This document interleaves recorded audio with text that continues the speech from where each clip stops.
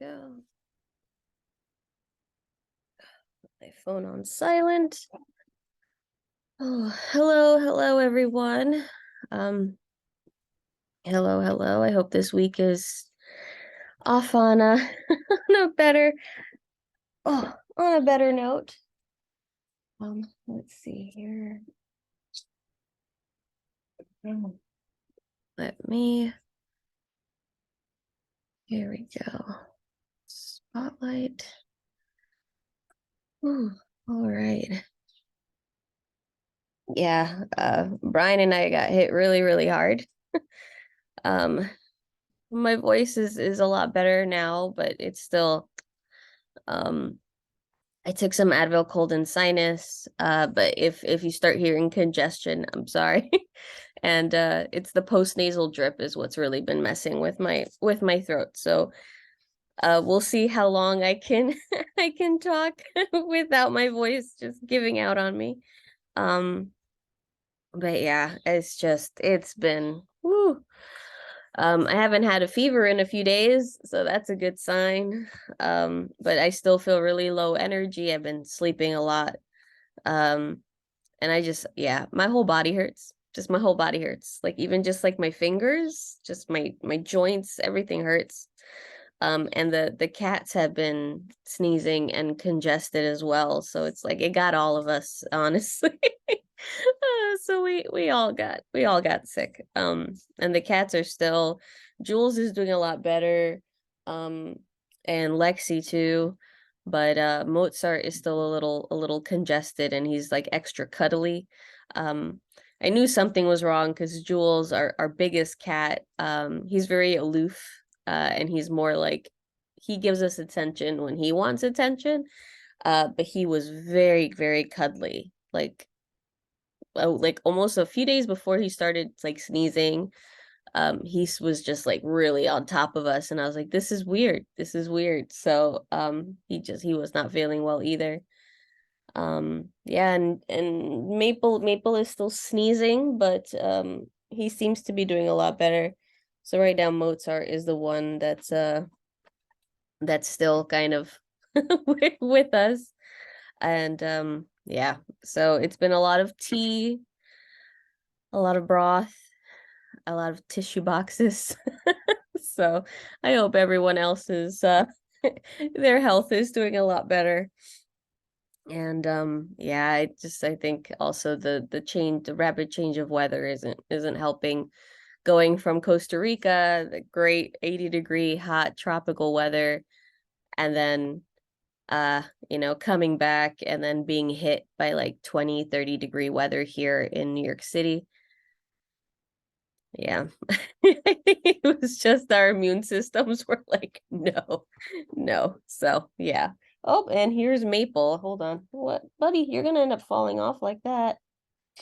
But yeah, so there's a lot of plant chores. I'm so behind. A lot of the plants are incredibly thirsty. And so I'm hoping that this week I'm attack sections. So I'll be doing that. Um, we did Maple. Okay, Maple decided he wants to hop on the desk right now. Um, but boy, let me try to get him off here. Um, but I did actually get a local plant seller. He came and dropped it off, which was great.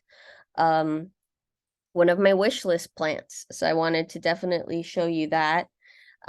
So I've always heard it pronounced uh Jopii, Jopii, but I keep hearing people say Joepi. So I don't know.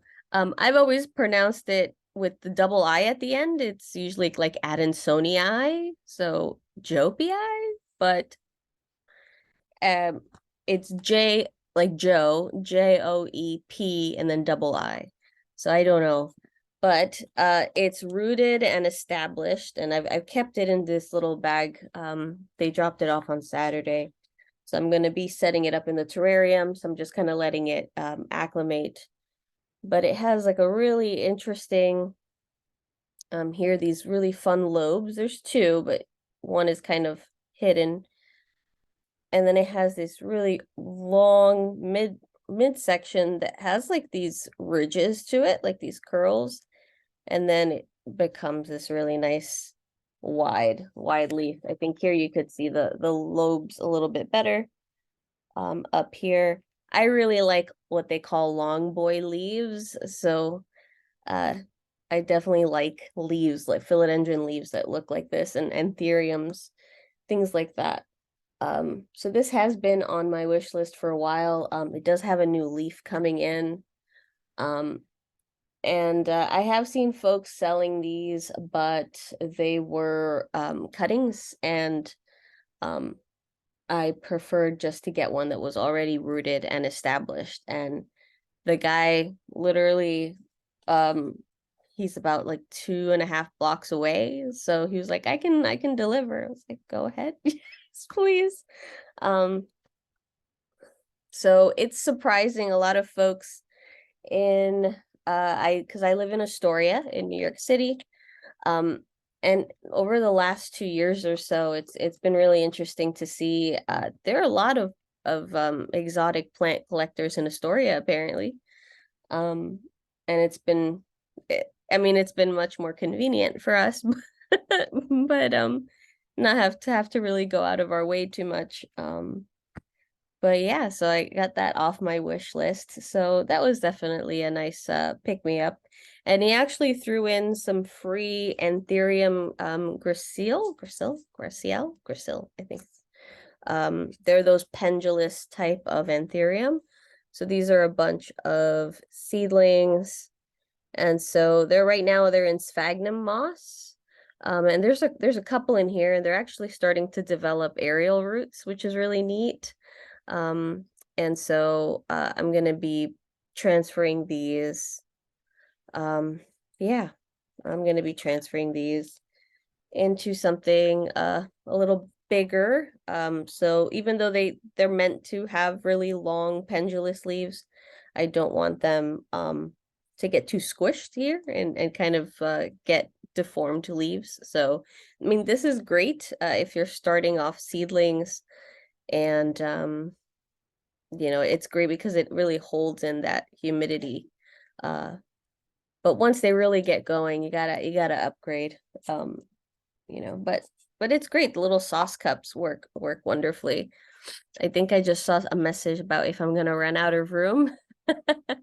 Oh yes, if I'm gonna run out of room to place all my newly acquired plants. No, no. Well, no, not anytime soon. And we've been sick while we were away. A couple of the plants did not fare well, even though we thought they were going to be okay with the cold. We lost quite a few plants. It was mostly a lot of like the philodendrons. So our Choco, I don't know if that's going to bounce back. Our Mayoi, well, we have two Mayois. The smaller one's doing great. It lost two leaves, but it's already putting out another one. The big one though that we have that I can see here in my living room, lost all its leaves. And now it's starting to get leaves, but the leaves are coming in as the immature form. So they don't have any, if you know Mayoi, they have lots of lobes, kind of look like fingers, but now the leaves are kind of coming in just as one single leaf. I think the jungle boogie. So we lost a couple. We lost a few of our bigger plants. Yeah, and then being sick. Yeah, that's not. This poor caladium. Well, xanthosoma now, but this guy is didn't get watered in time, so a bunch of leaves are crisped. Yeah. So it took both Brian and I out. So um I have to really do an assessment and see who got messed up. Um and then I'll know if there's salvageable things. A lot of things right now have brown leaves, especially in the kitchen. And so I've literally been just going in there to make tea and Lipton soup. And so yeah. it happens. At least sometimes when I get sick, Brian can look after the plants, but this took us both out. So, yeah. Yeah. It happens, it happens. And winter is always a very difficult time if you have houseplants. If you get like a real winter, um, and it's the plant's first winter. Yeah, it's kind of a to see. Um, Holly is asking if the plant guy will mail one of those to me in Chicago. I don't know if he does like actual shipping. I can find out. I can ask if he does actual shipping, um, and find out. Because I think he was just getting rid of some of the plants in his collection, and it was local. But I can find out. I can find out. And if he has more of them. Um, but this was a great find. There's quite a few people that are breaking down their collections nearby. We actually picked up about almost 2 weeks ago. These were Florida ghosts. They lost their variegation. They're reverted, so they're basically Florida greens now. And we picked up two of them from again someone local about five blocks away or so. And he was downsizing his collection, and he had a massive collection. So there are quite a few in the area alone. But this is Brian's, and it's already getting this brand new leaf coming in. Mine's by the window, but it's more compact. Mine's a little like taller, and his is wider here. I love their petioles. I don't know if you could see it, but they have these really rough petioles because I believe they're a mix between the philodendron squamifera and the pedatum, I want to say. I think so. I think those are the parent plants of this hybrid. But then it gets this really rough petiole here with these kind of like bristles, and it just feels really rough. And it's hard to see. Maybe you could see, the camera will pick him up. But yeah, it gets these like little bumps all along here. And it's just really neat. They are a really cool plant. Yeah, and I don't mind if it doesn't have any of the variegation. I like them. I like the leaf shape. They're relatively easy. So yeah. So I mean, we're definitely not acquiring plants at the rate that we usually do in the summer. That's usually high peak season.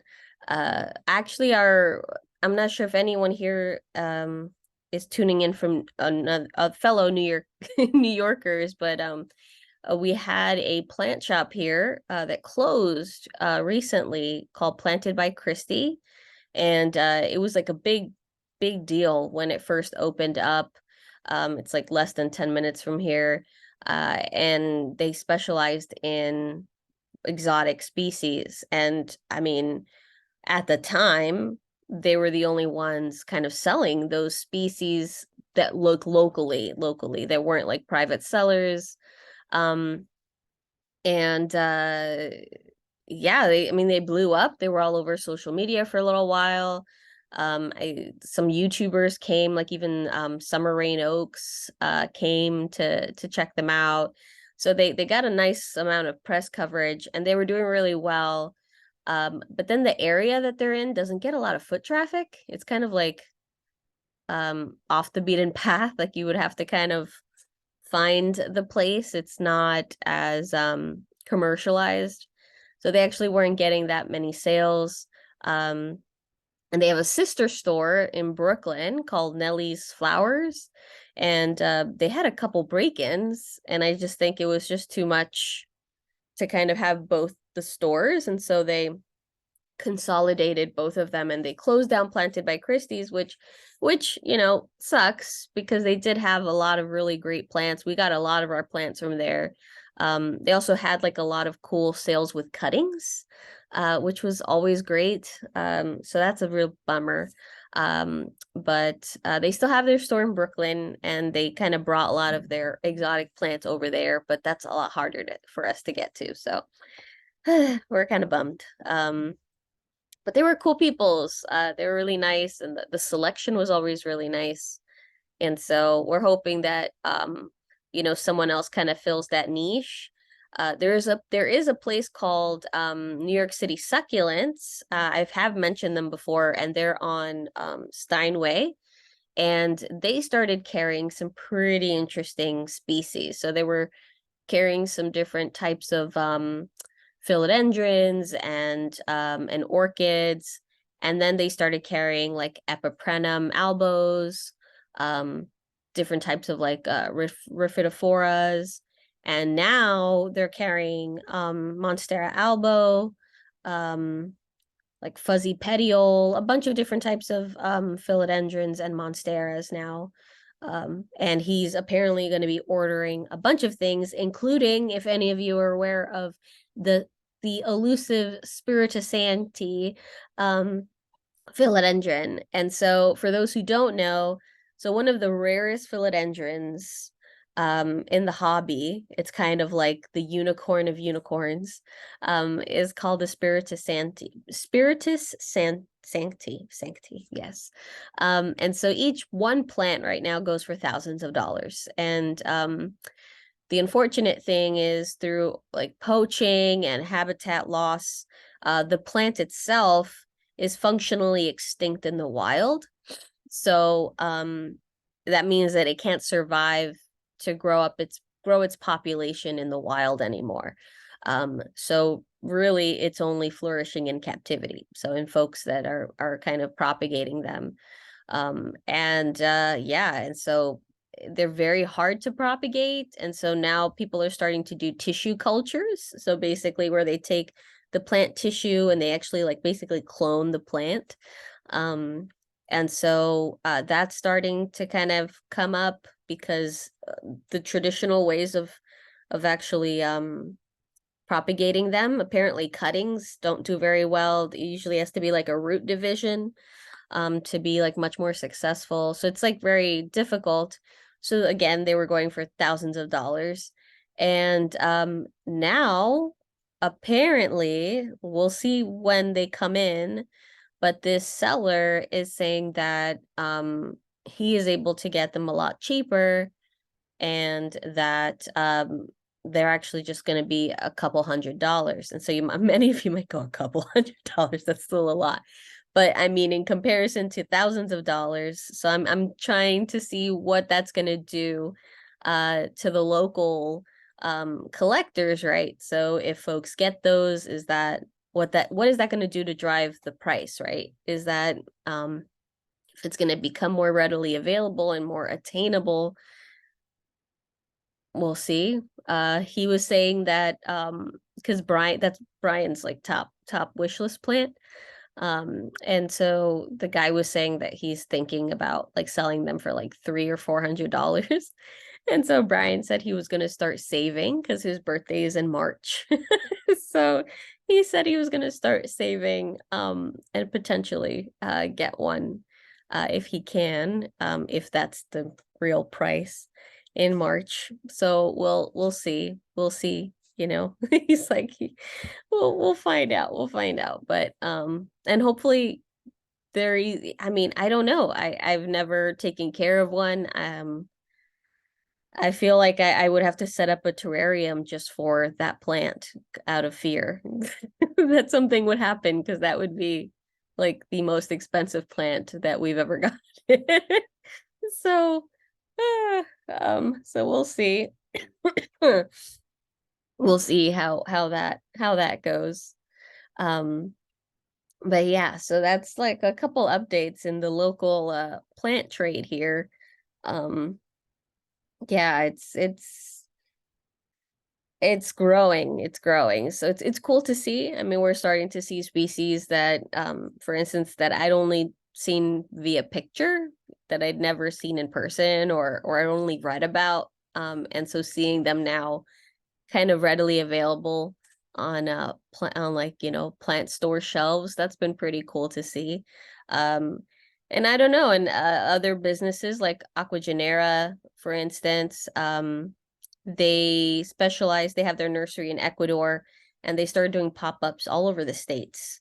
I think they did one in Indonesia as well. They did one in Canada, but they've been doing a lot here in the United States. So they're pretty affordable. If you order, you have to pre-order basically, but you can get philodendrons that you can usually get for maybe $100 if you were to go to a store or buy from a private seller, and you can get them for like $30. But the only problem is that, you're doing your bulk order, and then you have to go pick them up when they do the pop-up. So basically you bring all of the plants and you go to this designated place, and you pick up your orders, and they do it like over a weekend. So they just did one upstate the first weekend of February, and then they're going to be here in Brooklyn, I think in Brooklyn. Yeah, I think in Brooklyn in April. So they're sprouting up all pop-ups all over the states. So if you're interested in kind of rare plants and that you want to get at a much more reasonable price, if you're trying to grow your collection, and they have more than just philodendrons. It's like monsteras. They have orchids, a lot of orchids. If you're into orchids, if you're an orchid head, and they have I don't think they have any succulents, but they do have um oh my gosh, my brain is still so fuzzy. Caudiciform plants. So that's where I got my Jatropha, for instance. And they're really great. So for instance, for those of you who don't know about my Jatropha, and so gotta water this little guy. But this guy, I had ordered him, and it arrived, all the leaves were dead. It was mush. And so I pulled them all off, and it was just a stick. And they were nice enough to give me a refund, so like a credit, so that I could pick another plant for the same cost that was currently in. They also bring plants to sell when people do their pickups, and they still let me keep it. They told me to try to see if I could bring it back, and it's a very slow process, but as you can see, it's been coming back. um, and so they have a really, really sweet like a refund policy. So I've had a pretty good experience with them. Of course, I understand that, they're shipping from Ecuador. So, I mean, you're probably, the plants aren't always going to come in the best shape, but we ordered quite a few plants, and we did have a pretty good turnout. That was the worst one. So, and the plants were pretty hardy, and yeah. So I mean, I do recommend trying them out. Maybe not a big order your first time, but just trying them out, maybe one or two plants, and see if you have a good experience as well. Um, but yeah. Paulette is asking, do you ever think about opening a plant shop? I do. I do. I think about that all the time. But what I want to do is have a tea shop that is also a plant shop. So, um, so I'm also an herbalist, and I love making blends. Now that we've been sick, and it's very intuitive. I kind of, thankfully, I've built up quite the apothecary here at the house, and so um our cabinets are full. And Brian was actually just talking about that last night, that a lot of them aren't labeled, because I know what they are based on what it looks like or what it smells like. um and so a lot of them aren't labeled, and so if I ask Brian to reach for something, if it's not labeled, he doesn't know what in the world I'm talking about. And the cabinets are just full of like jars and bags of herbs.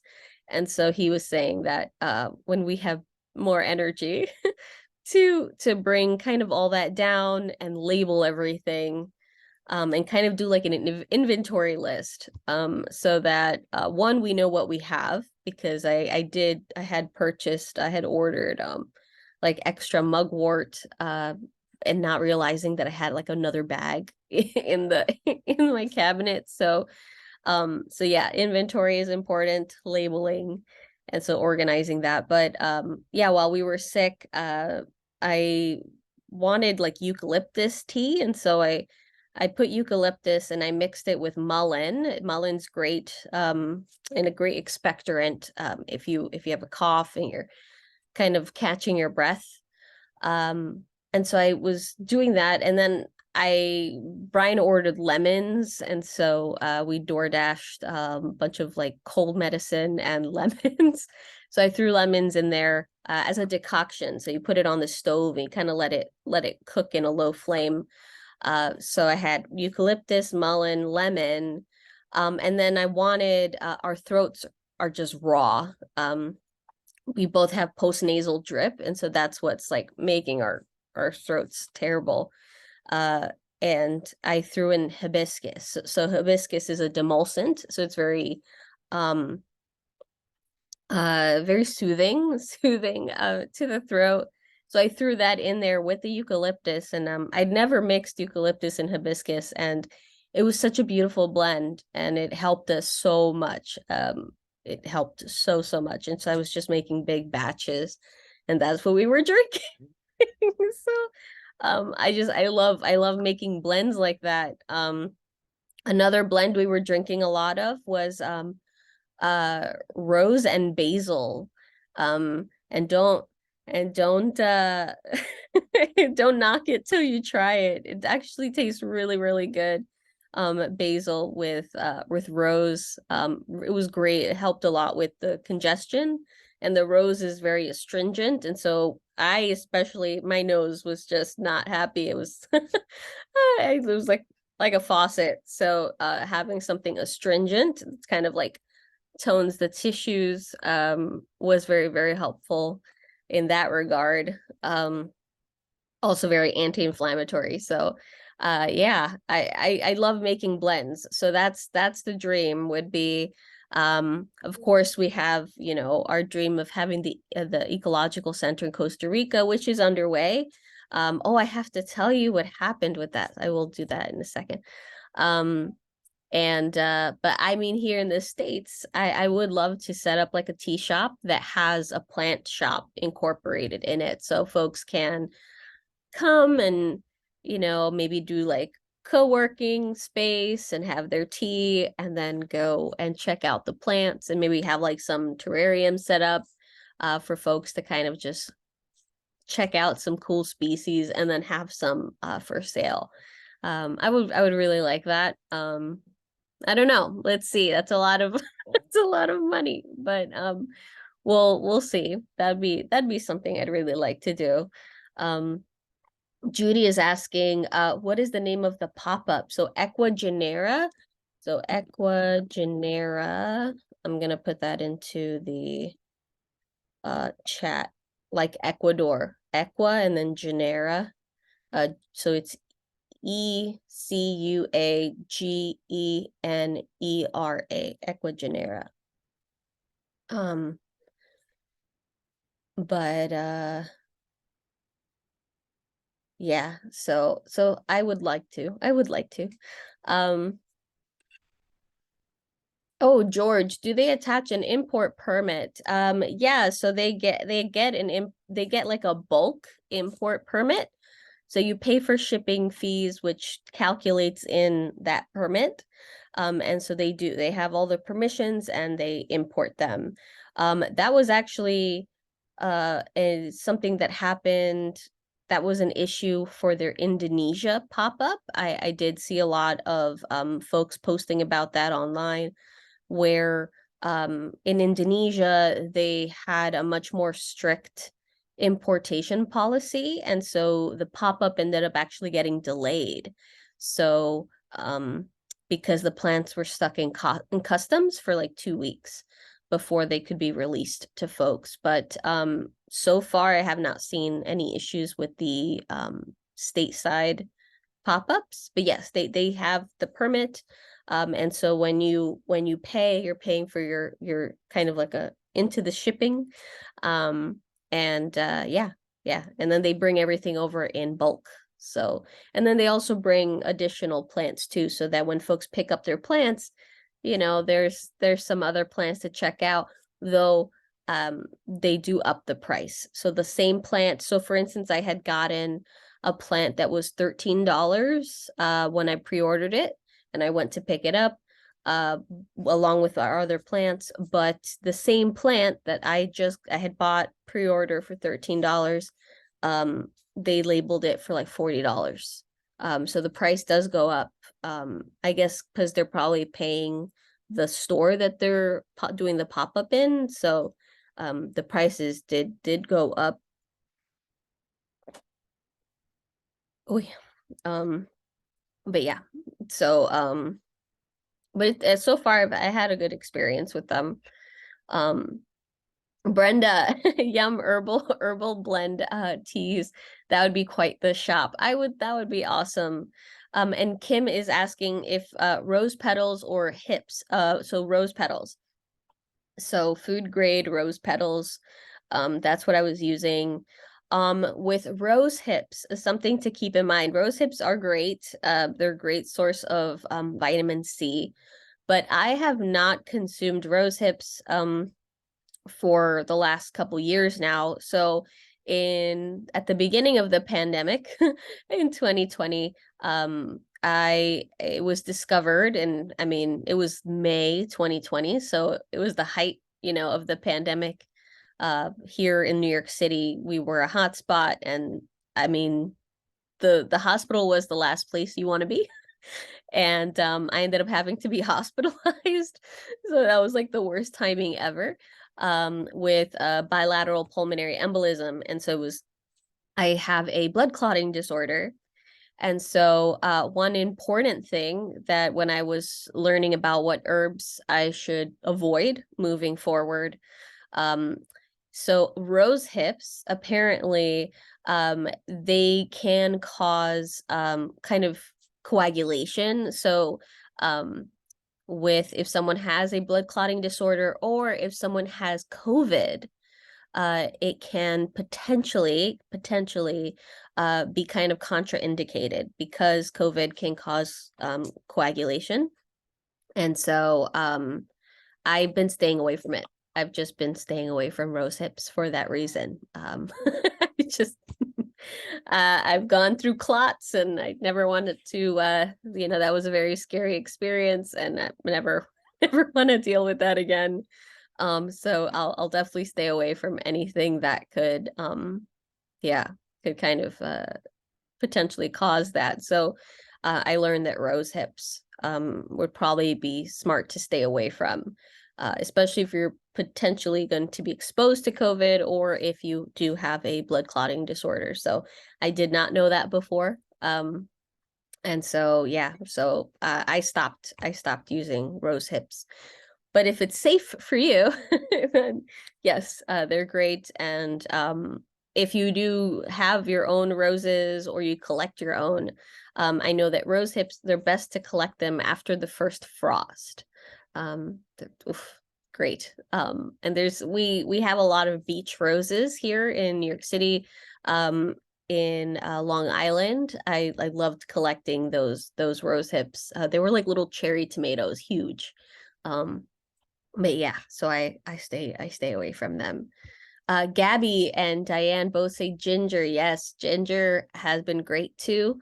Um, having I we ordered a bunch of ginger, so yes, ginger has been a friend. And making like juice mixes and stuff, and so things like with like spinach and ginger and apple and lemon, and a little spiciness. Definitely, and trying to get some vitamins into us. Yes, yes. Oh yeah, definitely good. Do Teresa asked, do I teach a class on teas? I do. I do teach herbalism courses. Um, I haven't been doing them for a little bit. But I can schedule one. I'll see what kind of times that folks like. And I can schedule one for like teas if that's specific. But yeah, I teach a bunch of different things with herbs. So yeah, that would be great if folks in this class are interested. I can definitely do that. Um, yeah, there's a class I had put together too on like the science behind extracts as well. So I talk about teas, but also like alcohol extractions and things like that. So different types of preparations there. My voice just like cracked. um, but yeah, different types of preparations and how they fit certain situations and certain types of extractions work better for certain types of plants. So, but yes, definitely. I'm happy to show that. Do I have Monstera aurea? No, I do not. Have you ever seen one in a US plant shop? So Tanya's asking that. So I personally do not. That is on our wish list, definitely. Um, we have, I believe that Planted by Christie had Monstera aurea. I believe they had a Monstera aurea. So it's starting to become, yes, you'll definitely find them with private collectors now. Things like Monstera adansonii, the variegated and the aureas, we've definitely seen those. Yeah. So I think that Planted by Christie had a Monstera aurea. But yeah, it's something that is going to be yeah, becoming much more readily available. Um Oh yes, Betty says that mullein side effects, it's anticoagulant. So don't use it with other anticoagulants like heparin or Motrin. It can cause bleeding. Yes, very much so. My issue with my blood clotting disorder is my blood clots very readily. So, so yeah, so unfortunately. So I'm supposed to avoid things like bruises and stuff, and I'm a very clumsy person. So yeah. Um, oh, and George is saying browsing, that it's up to 25% off. That's awesome. Yeah, sure. Then I'll post some options up for classes and I can always record them too. So if you can't make it live, yeah, we can totally do that. And to give you an update on what's happening with the land, um, I'm not sure if I mentioned what happened with the cows. Um, I don't know if I did, but so we have land in Costa Rica, just for context for folks who might not know. We have land in Costa Rica, and when we were there, we were trying to get the fence up because we learned that um, even just within the last year alone, our neighbors have been, because right now it's just pasture, and with these two huge yucca plants, smack dab like in the middle of the land. Um, Otherwise, it's just like wildflowers and grass. And the neighbors have apparently been using our land as pasture for their cattle. And so they've been kind of, grazing on our land and leaving behind a mess. And they've been also, the neighbors have been using our land as a dump site. So there was a bunch of like doors and like bags of fertilizer and things like that that did not need to be there.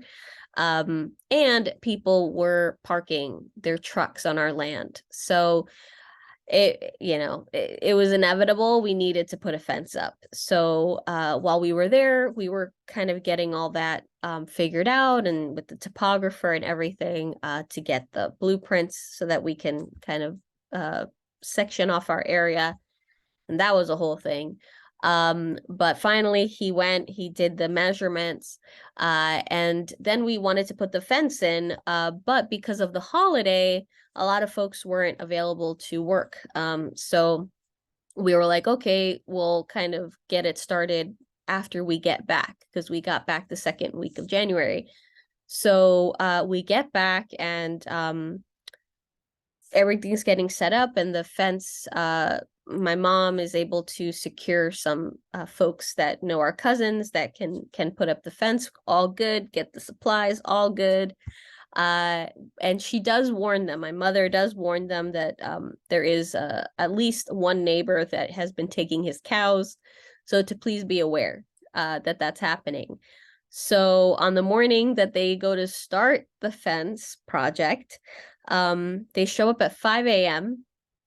and they're putting in the first couple poles when this old man shows up with a bunch of cows. And they tell him, you know, hey, you can't come on this land. This is private property. We're actually putting up a fence. So please, you know, so George says they are your cows, right, if they're on my land, but no.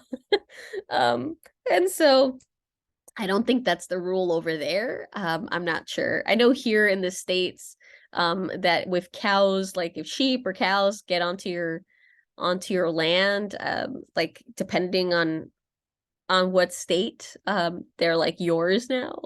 But anyway, I don't know how that is in Costa Rica, but basically he got very upset that they wouldn't let him bring his cows onto our land. And so he started hitting our construction workers with the whip that he uses on with the cows to kind of get them to move. He started hitting them. I think it's called a switch. So he started hitting them. And so this guy has to be like in his 80s, and so the the construction workers were telling him like to back off and to, you know, take his cows elsewhere, let them continue doing their work. And so they had their truck, the workers had their truck there. And so the old man, very upset that he couldn't put his cows there, was actually starting to usher the cows towards the truck, the worker's truck. He like purposely was trying to get them to go towards the truck. So they all started kind of running towards the truck. And in the process, there was damage sustained by the truck, including one of its mirrors just got taken clean off. And we ended up having to pay for that because when we tried to, there was like a whole police report and everything. But we kind of made it more like a warning rather than pressing charges, because this is like an 85-year-old man. And so it was more like, don't, you know, please don't attack our workers. But he was literally using his cows as a weapon. And when my mom approached him about paying the invoice for the damages, because we had to pay for it up front, so we wanted to be reimbursed. And the man said to invoice his cows. So that the cows had caused the damage, that he didn't cause the damage. And so to invoice his cows because he wasn't going to pay for it. So that was an extra cost that we ended up having to deal with. But now the fence is up, is done. The fence is done, and we have barbed wire up. So that at least settles our minds a little bit more.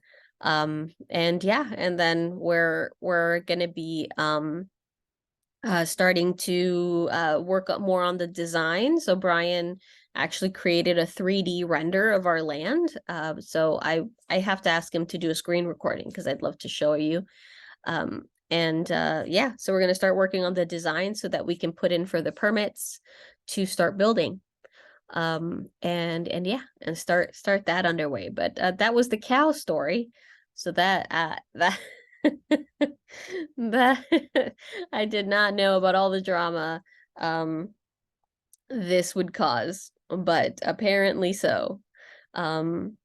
And yeah, so, and it's difficult, you know, because my mom is kind of acting as our proxy over there because she lives there full time.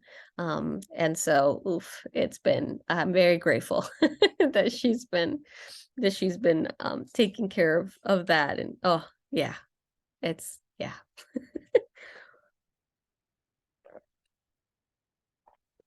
Whew. But yeah, I'm trying to think if there was anything else that I wanted to share. Oh, oh, Judy, thank you. Yeah, it's such a weird it was such a weird situation. It was such a weird situation. Um, but I did want to mention, if any of you have Kindle, right now there is a sale for the book. Let me see, where's the title page? Here we go. Body into Balance by Maria Noel Groves. I have a physical copy of this book. I've had it for several years. It's a wonderful book. And I think when I first purchased the book, it was like $24. But right now on Kindle, they have the ebook available for $2.99. So I'll put the name of the book. I ended up getting it because I love to have PDF versions of the books. Body into Balance by Maria Noel Groves. So on Amazon Kindle for $2.99. So yeah. So definitely check that out if you're interested. It's a great herb book. It's about all the body systems. It's not just about herbal remedies, but it's a wonderful reference guide. So yeah, so check that out. Um, let me see if there's any other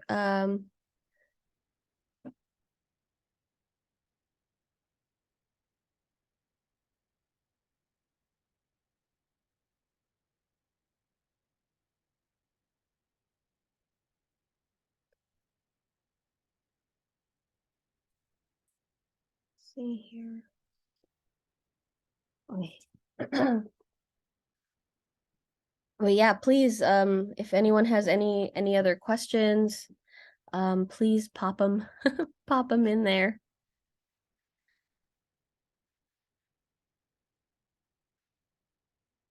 My throat's catching a little bit, so I'll see how it continues to fare.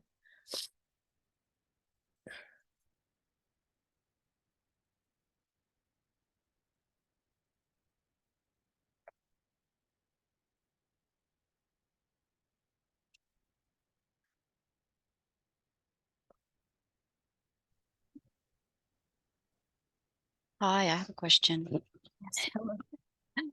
I have a mandavila here in the window, and I'll try to pan you over so you can see it.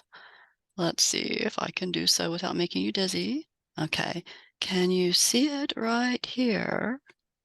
Yes. Okay. So it gets great light, okay? However, I'm one of those cows that tends to overwater, and it does have yellow, some of the leaves are yellowing, so it very well may be that it's getting overwatered. However, some of the leaves are very dry, so it could be that I'm underwatering it. It's one of those things you can't tell. Am I overwatering it? Am I underwatering it? I don't know. What is your opinion? It is, of course, we're in a room where the temperature stays about, I want to say 68 degrees, but again, very direct light.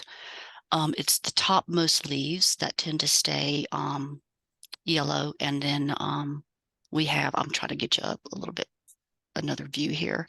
I don't know how well you can see, but it is the topmost leaves. Mhm. Um, I just don't know when you touch the soil feels like it is moist. Um, and I just cannot tell if it's a situation of overwatering or underwatering. Okay. Thoughts Yes, yes. without getting your hands on it. Um, so first question is, by the window, is the window getting really cold? Um, Um, not not to the the degree that it would affect it. I'm in North Carolina, so there is some cold mornings, but not. Um, I do rotate it, so it's not touching the leaves, so to speak. There is some cold draft naturally, but I don't think that it's close enough that it's. I mean, it very well could be, but and it could be that I can back it up some, and it may make a difference. But um, this plant was outside at my house, and then during the winter months, I brought it in my office where I keep it during the winter months. Um, I mean, it could be that maybe it's the window and the cold draft that affects the window, the glass in the window. I don't know, but would that mean just only the top leaves will be affected by the pain, the cold winter um, pain? so I was just trying to think because I know that they get affected by cold. They can be very sensitive to cold. They're also very sensitive to humidity changes. So if the room that they're in can is getting a little dry, like dry air, um, Mhm. then that can cause some crisping. But being that it's very kind of sectioned off what's causing the damage, so in terms of what's like the yellow is kind of staying that top portion. Yeah. So it could be, I mean, it could be something with the roots. I would say the only way to know if you are actually overwatering and that you might have a root rot issue would be Yeah. to actually take a look at the roots. Yeah. I probably do need to pull it out. I do check it with the moisture meter as well, and it seems like it's within range. Um, and I do work in a building that has a air conditioning and heating system that operates over a water system. So and I do have a humidifier too in my office, so I can kind of Oh, run good. that when I feel like it, maybe needs moisture in the air. So I do use that on occasion too to kind of help maintain that. Um, so that was kind of my last resort, is to pull it out and try to repot it, or check the substrate, and see what's going on with that. But it's kind of like my last resort to do Yeah. that. But No, no, exactly. Because yeah, it can be very traumatizing to the plant. right, right. And is it in terracotta? It's hard to see, but it looks like it might be. Okay. Um, It is. so I mean, terracotta, thankfully, it does it does dry rather quickly in comparison to other pots. Mhm. Um, I mean, honestly, if it's since it's just those section, um, I know it's hard to diagnose just from so looking across the room. because and you're sure there's no potential pests, there's nothing that might be hanging out that you Not might have brought in with you when you not that I can see. I do spray it. I do have mm, just a plant protection that I use if I oh good. see any fungus gnats or anything that do pop up from time to time because of my overwatering tendencies. And because I am inside in an office, but none that I have identified. Okay. Um, Nothing I can tell. I know it's a mystery. Yeah, I know. So I mean, so then I mean, so the problem is when you're underwatering, you'll get that crisping, right? Mhm. Um, but then when you're overwatering, you'll get that crisping anyway because the roots are starting to rot and so they can't take up water. So it shows very much similarly. So the only way to really know It's the is to biggest plant mystery ever. yeah, is to look at your roots. So, Yeah. I mean, if you can do so very gently, what you could do is maybe take something like a plastic, like a knife, and kind of go along the edge very, very softly so that you can kind of pull it out in one swoop. Yeah. Um, or maybe even wait till it's not fully dry, but a little bit drier. It might Mhm. just come out a little bit easier, than when it's super moist. Um, and yeah, because you wouldn't too much. What if you wait till it's too dry, it can cause some breakage. Mhm. And so you don't want to necessarily do that. Um, so I would wait till it's just a little bit more dry than it is currently. If you're saying that it's currently pretty damp still. Um, Yeah, I do keep it because I am, it is indoors. I keep it, um, no, I let it dry and then, I'll water it fairly well because it is, fairly, it likes to be kept moist. Um, but yeah, we'll just keep, we'll keep trying. It's not dead yet, so I'm doing something right. yeah.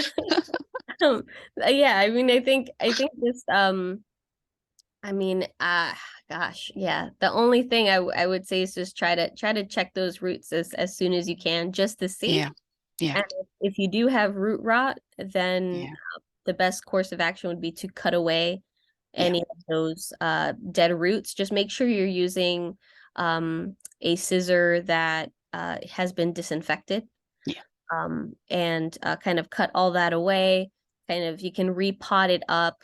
Um, I would say to try to see if you could even switch out a little bit of that substrate, because if there's active rot, then Mhm. that bacteria or anything that's kind of been enjoying the rot and eating that away would be sitting in the substrate. Right, right.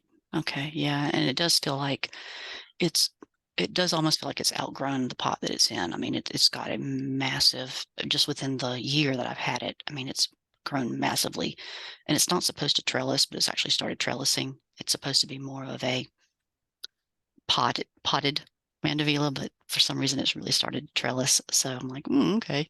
So I'm just letting it do its thing. I'm letting it trail now. Yeah, So if it's doing that, it could also be just the difference in light situation. yeah, Um, and so they'll start to kind of grow in odder ways because of the light situation. And so they're used to one situation outside, and then once you bring them inside, oh um yeah.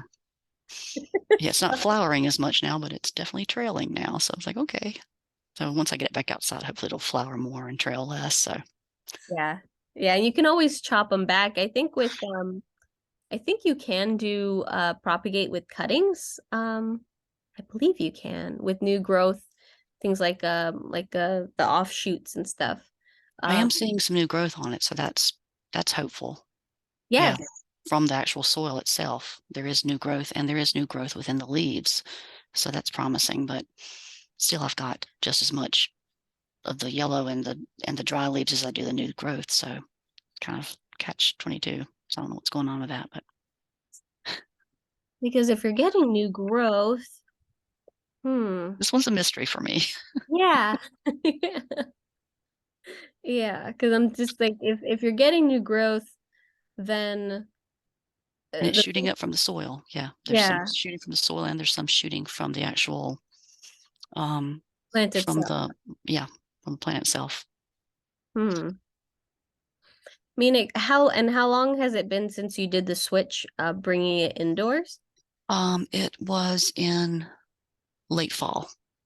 Oh, Yeah. so When so the yeah, temperatures, started to switch over. yeah. So it wouldn't have been. It's kind of gone past its acclimation time. So Oh yeah. it's not acclimation. Um, yeah, no, that one's an odd one. That's Yes. an odd one. Yeah, especially if it's pushing out new growth. Um, because then that makes me question, well, if the roots weren't healthy, they wouldn't it wouldn't be pushing out new growth. Um, I mean, sometimes, when plants are actively having root rot, sometimes they do out of stress. They might put out um some like offshoots. Mm. Um, but it's not usually the case, but it can happen. I've seen that a lot with like philodendrons. Um, but if it already needs to be upgraded into a larger pot, then I think just seizing that opportunity to really look at the roots, and at least you'd know and get that peace of mind if whether or not it is a root rot issue. But Yeah. I think Opportunity to buy a new pot. Awesome. Thank you so much. you're welcome. Hope you feel better. Thank you.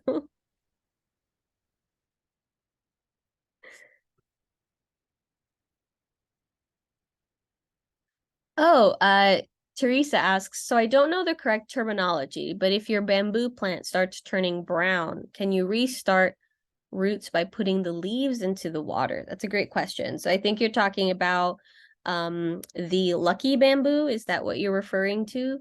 If so, then that's actually a member of the Dracaena family. So you can't, if you were to, let's just take the leaf. I don't have a bamboo plant, but let's say if you we'll use this as an example.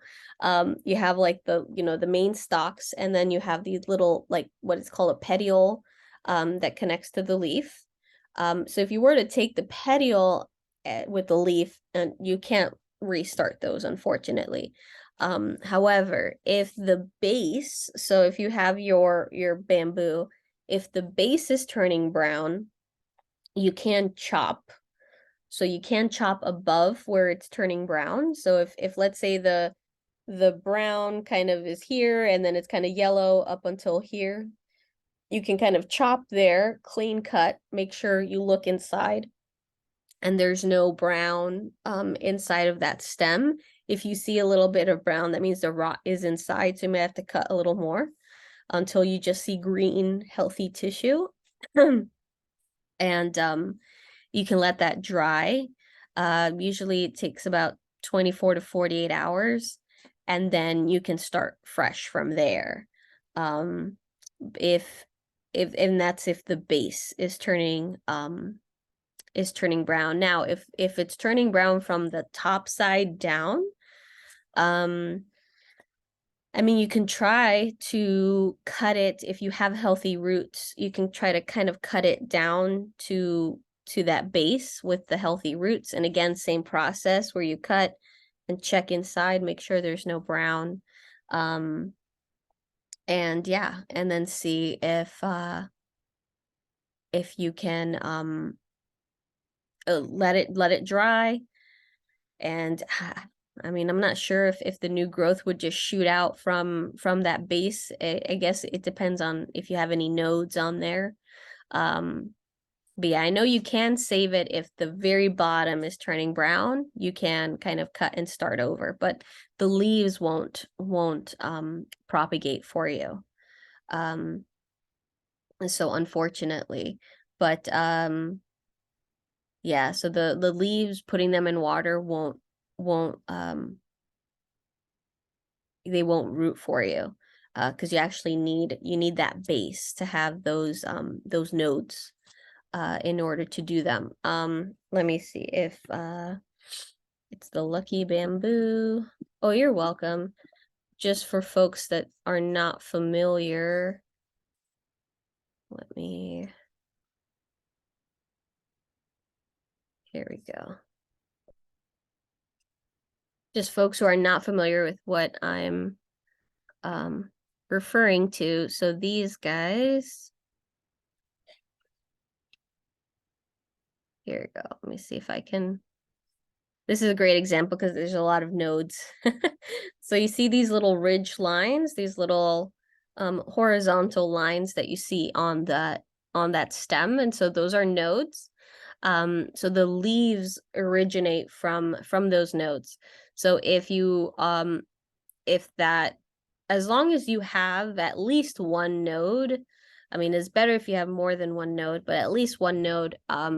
Once you cut it, it tends to activate the growth response from the plant, and so the node basically gets reactivated and starts to push out growth again. So I mean, I would assume that if it also is happening from the top side down, if you went ahead and cut away some of that rotten flesh, then and you have a couple nodes still and healthy roots, then you might still get growth, even if it's happening on the opposite end, just in case anyone is experiencing that. But yeah, but these they go by Lucky Bamboo, but they are actually Dracaena, and so it's a Dracaena sangeriana, I believe. And it's the, let me see, it's the Dracaena, I think it's sangeriana, I want to say. Sanduriana, there we go. Sanduriana. So yeah, it's actually a Dracaena. So real bamboo does not like to grow indoors, and it does not fare well indoors. And so this Dracaena happens to look very much like bamboo, and so it was cultivated and then sold as bamboo, but it's actually not. It's not a it's not really bamboo. It's just meant to look like it, kind of be a symbol of real bamboo. But no, it's a whole other family, whole other group of plants. So um, so no, yeah. Oh, another question. Um, oh, so what about if you're having root rot with a snake plant? Yes. So because you can't see so they're saying if a plant doesn't have very obvious nodes.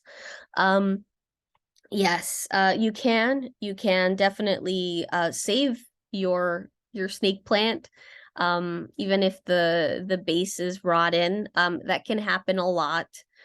Snake plants, they tend to get overwatered. Our snake plants, I water them about once a month. Maybe not the little ones. I have smaller ones that will get watered maybe every 2 to 3 weeks. But yes, you can. And you can propagate them. The leaf you can definitely cut and restart. Sometimes you can put them directly in soil, but they do really well in water to start them off. And George is actually asking that too. Have you seen a snake plant growing in water? Yes. I actually have one of my cylindrica. It's a the snake plant. Let me show you what it looks like. And so it's the well, they're not Sansevieria anymore, but oh, there you go, cylindrica. That works. So it was like this, and then when I purchased it, um, they were completely rotten. The base was completely rotten like that, but it just looked like these really thick kind of fingers. And the base was bad, so I cut them back. And then there's this one piece that was just like really soft. And so I cut a lot more of it and I let it dry. And the others I had put into the pot. Um, and then they started rooting really well. And then this other piece, I ended up putting it into water. And it's been great. It actually put out pups and everything. And I left it. It's actually currently in Leca. So in our bedroom. So yeah, it is growing successfully in water. But this one is a thicker one, but you can definitely do that with snake plants. So with the snake plants, you're actually going to cut the leaf. So So not all plants do this, but there are some plants that are able to propagate just by, the actual leaf. And so a few plants that do this, for instance, some species of peperomia, not all peperomia. Um, Also some species like begonia, for instance, do that as well. ZZ plants, you can propagate from a leaf. And then with snake plants, you can cut up the leaf. And so so the snake plant leaf, so that we can actually see one cut up for you, propagations. So you'll see you can cut them up into sections. Um, I'm just trying to see if there's a good picture here. There's a great picture here. Um, so see, you can actually cut them, and it doesn't have to just be, you can cut one long leaf. So let's say you had your snake plant and the base is completely rotted, but you have these really long leaves. You can actually cut up those leaves. Just make sure that you have the orientation correct. So make sure that you have the upside pointing up and the bottom side pointing down. Because if you invert that, it's not going to grow for you. So just make sure that the orientation is correct. Some people, what they'll do is they'll take like a wash erase marker, and as they cut, they'll make a mark like with an arrow pointing up. Um, and yeah, you can put these right in water if you wanted to, just not immersed. So just very shallow. So just that the base is with some water. And you can absolutely do that. So yes, when there are plants that might not have very obvious nodes, just try to look up if that species can be propagated by leaf. Because then yeah, you can definitely save it. So yeah, this is an interesting example of that leaf propagation. So yes, you can totally do that. Um, I have seen folks cut the base not flat like that, but also kind of like what is it, like a little triangle cutout. I recently tried that. Um, and the snake plant still doesn't have any roots, but yeah, one of my snake plants, the leaf broke off. I was moving it and it snapped. And so I tried that, and I have it currently in a propagation station in my bathroom. It hasn't rotted yet, but it's still just sitting there, no roots. But I did do that kind of triangle cut. So I'll let you know if that works, but I have seen that done. Um, Maybe it'll show here like oh yeah, this person did, oh yeah, here. So it's like this. It's like this triangle cut. There we go. So I did try that because I have done a lot with just a blunt flat cut. And so I tried it this way. So we'll see if that sticks. But here's a great example because you can actually see where the pup is. So that formation of the pup. And so that's the new shoots basically. And so usually once those are established and growing, then the mother leaf will die back, and the pups will take over. So yeah, they're very cool. Snake plants are really, really awesome plants. Um, George is asking if I have a whale fin snake plant. I don't. I'd like to get one. I'd definitely like to get one. Um, but they've been harder to find over here. They used to be a little bit more readily available, and I think I got, comfortable because I thought, oh yeah, the price will go down because they were very expensive. And I thought, oh, I mean, there's plenty available. I'll just wait for the price to go down. And then now I barely see them. So that's definitely on my wish list. I would very much like a whale fin. Um, Judy, are philodendrons finicky? I seem to kill all of them. Oh, I'm sorry to hear that. It depends on the philodendron. So, not all philodendrons are finicky. I think if you, it really depends on, again, on the species. And I guess if they're struggling, it could mean that maybe the household itself, maybe it's the temperature isn't too good for them, or the humidity. Um, I mean, I would say to, if you kind of just want to see if you would fare well with the philodendron, if you've tried like the vining philodendrons, Heraceum, the heartleaf philodendron. Um, those are relatively easier to take care of. They just don't like to be kept moist, so they have to dry between waterings. Another pretty easy philodendron is a silver sword is pretty great. Silver swords are pretty hardy, so and they're nice. They're nice to look at, but it's a nice solid little philodendron that can take a little abuse. So those are good. The Florida greens too, they are very resilient as well. So if you're looking for something that's just interesting, but is just a little kind of stronger and can maybe deal with periods of neglect, um, or even shifting temperatures, they're pretty good. Um, I think just the harder philodendrons the um like tortums, the jopias, um the what's 6966986. There's a philodendron that only goes by numbers. Um those are just a little bit more difficult. But oh, and um so Judy says that they have a vining one and a pink princess. Great. Yeah, so I mean, and pink princesses are also pretty hardy. The only issue is that they can revert. But yeah, that's a nice solid philodendron as well. So I mean, those are, if you can keep those pretty happy, then that tends to kind of, open it up for harder species. But as long as the humidity is like 35-40%, um, and the temperature is kept relatively around 70 degrees Fahrenheit.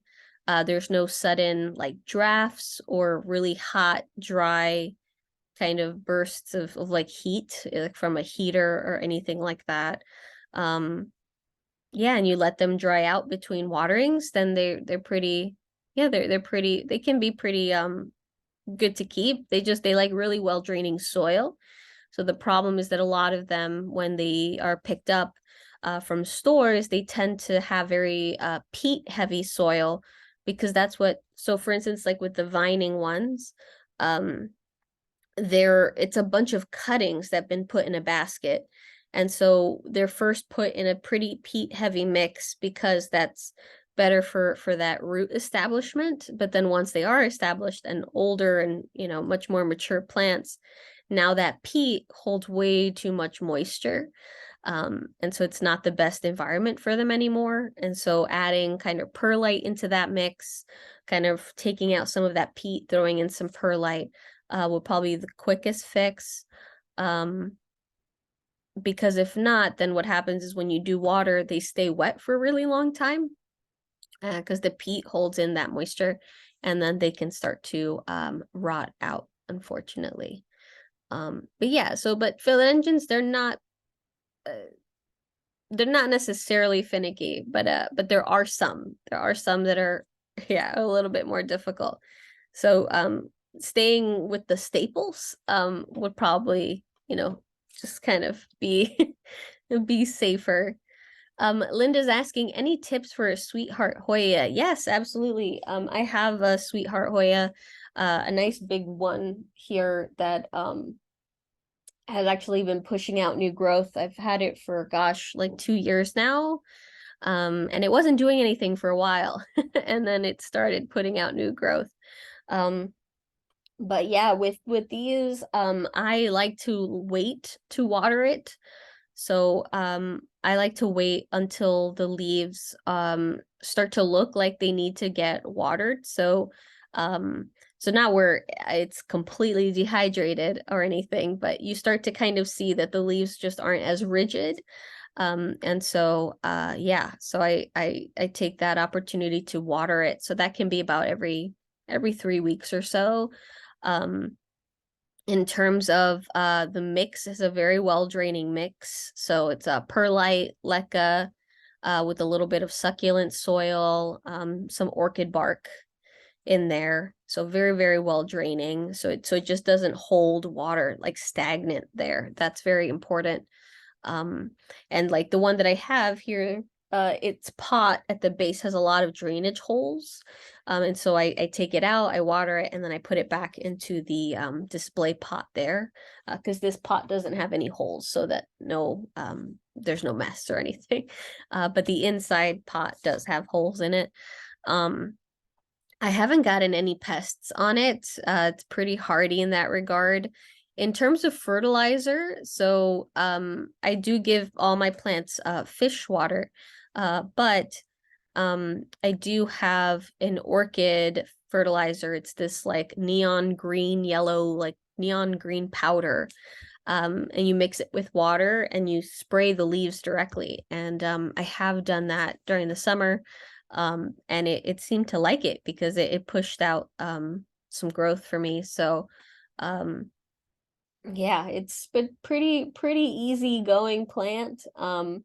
In terms of lighting, I have my grow light. So the one I had here broke. I'm waiting for the new one to arrive. So I've been using this one in the meantime. But the grow light that I had here, I had one pointed directly towards it. So it's taking a really nice amount of light. And yeah, and it seems really happy so far. So I haven't lost any leaves.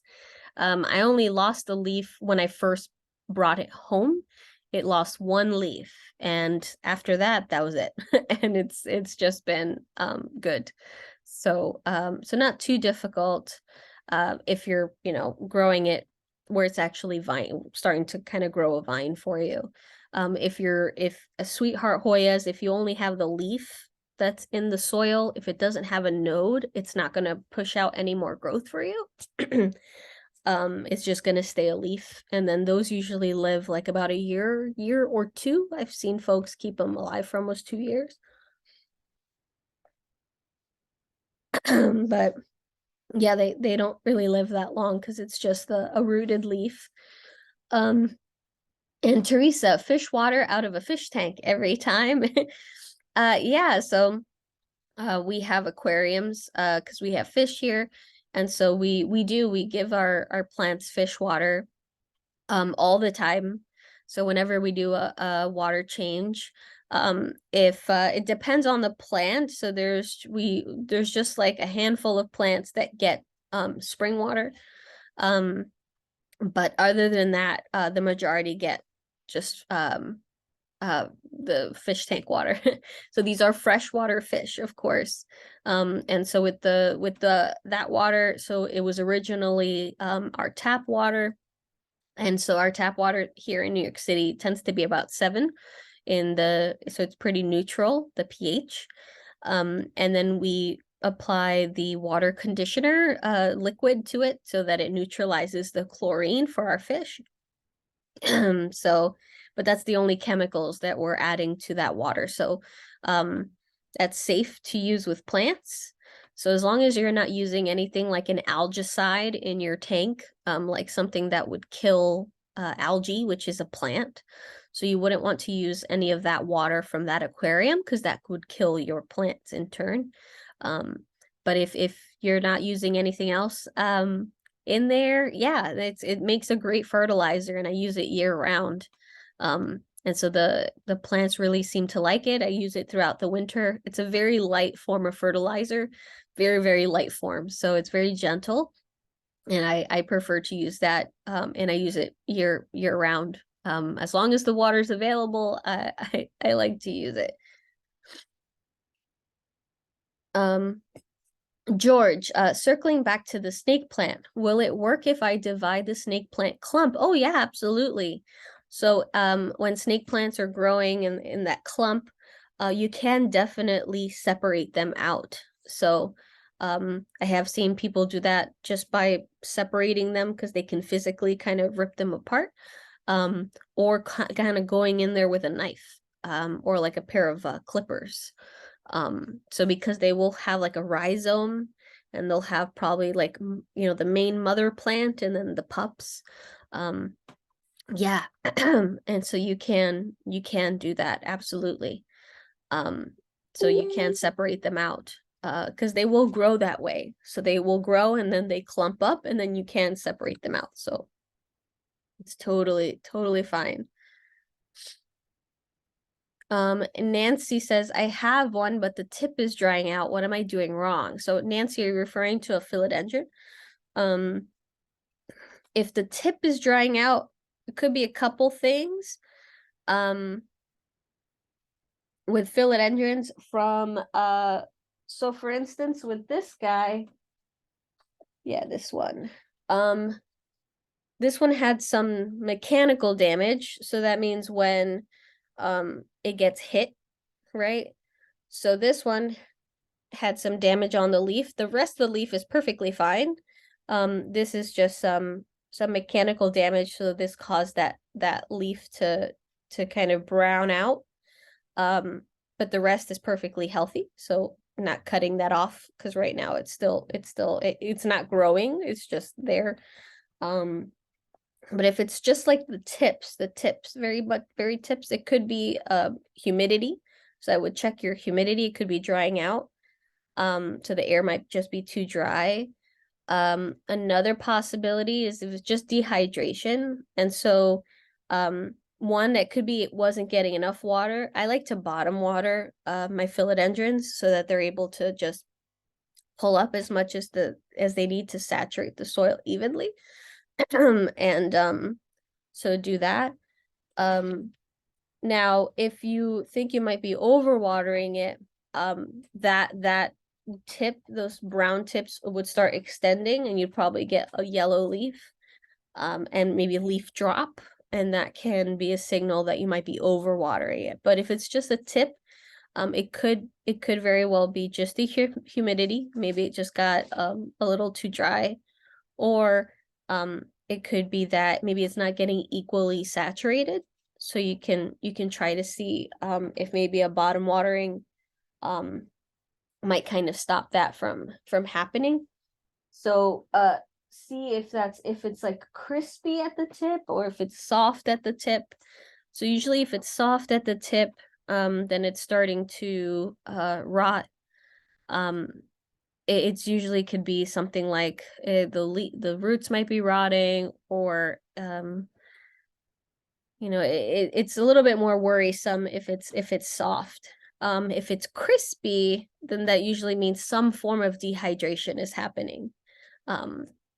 So you can try to see what's going on there. But yeah, so hopefully that's helpful. All right, I'm seeing it's 1. I'm gonna give my voice a rest because I'm really feeling it in here. But I'm glad I was able to still pop on and connect with everyone. Yeah, I've been getting really sick lately, and let's see. I'm hoping I'm hoping once we're out of the winter, I think I just have I have a very cold constitution. So I think when it's cold, it just kind of yeah, I don't it doesn't agree with me. But thank you so much for tuning in, and please stay safe, everyone. Enjoy the rest of your week. Please let me know.